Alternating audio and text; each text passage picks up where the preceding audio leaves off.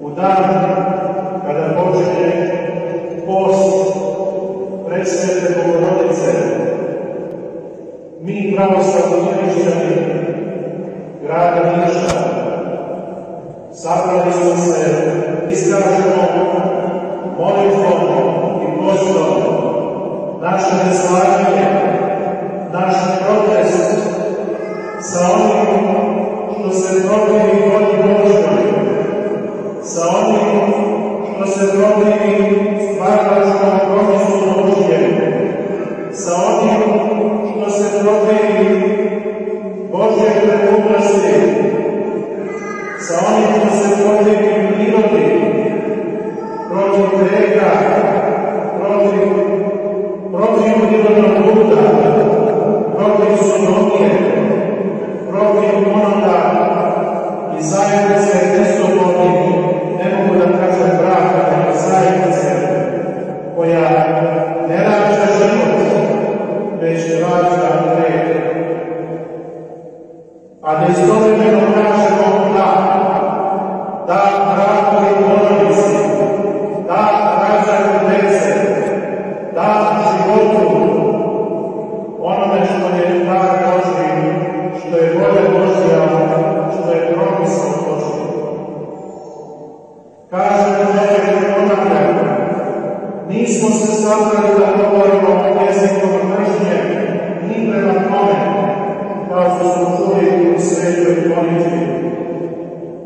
Nismo se sabrali da bacamo kamen, nikoga da proklinjemo, jer i naš Gospod u Evanđelju, kada su Jevreji hteli da kamenjuju ženu bludnicu, rekao je: ako ima ko među vama besgrešan, neka prvi baci kamen.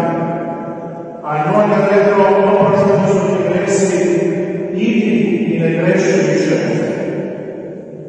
Isto tako Gospod nas poziva, iako to nama deluje danas nerazumljivo, možda i paradoksalno, da volimo i neprijatelje svoje, da se molimo i za najveće grešnike, za najveće nezakonite, zato što je svaki čovjek naš bližnji. U svakom čovjeku je ikona Božja, bez obzira koliki greh je počinio i čini. Zato se molimo za taj lik Božji u svakome čovjeku i pozivamo sve one koji su taj lik Božji u sebi zatrpani gresima i strastima, da se pokaju i vrate na pravi put, na put istine i pravde Božje. Kada otvorimo Sveto pismo, već u prvoj glavi prve knjige Mojsijeve kaže se: je stvorio Bog čovjeka po obličju svojemu, po obličju Božjemu stvorenja, muško i žensko stvorio. I blagoslovi Bog i reče: rađajte se i množite se i napunite zemlju i vladajte njom. A u sljedećoj glavi iste knjige, dakle prve knjige Mojsijeve, kaže se: zato će ostaviti čovjek oca svojega i majku svoju i prilepit će se ženi svojoj i bit će dvoje jedno telo.